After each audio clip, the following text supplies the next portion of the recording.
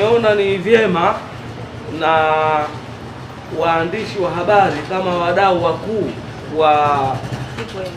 wetu wa Mamlaka ya Mapato Zanzibar, kwa sababu mmekuwa mkishirikiana na sisi katika kipindi kirefu kuitangaza Mamlaka ya Mapato Zanzibar ZRA na katika kuhamasisha walipa kodi wetu kucomply na swala zima la kulipa kodi.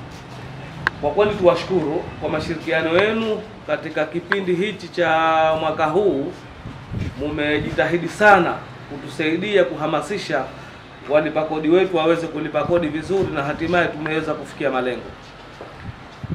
Tumesema si vyema kama tumekuwa tukishirikiana na nyinyi katika kipindi chote hichi, halafu tugawe iftari hii ya Ramadhani kwa wananchi wetu huko vijijini, lakini na nyinyi tukawaacha mmekuwa mkija mkichukua habari tu kwamba tumekwenda kugawa iftari, tukasema hapana.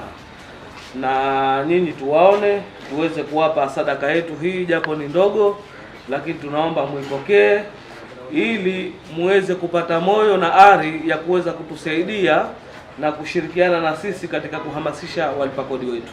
Washukuru sana wenzetu wa ZRA kwa kutuona kwamba tuna umuhimu mkubwa katika ufanikishaji wa kazi zetu hizi ambazo tunashirikiana kila siku katika kuhabarisha, kuhamasisha wananchi kulipa kodi.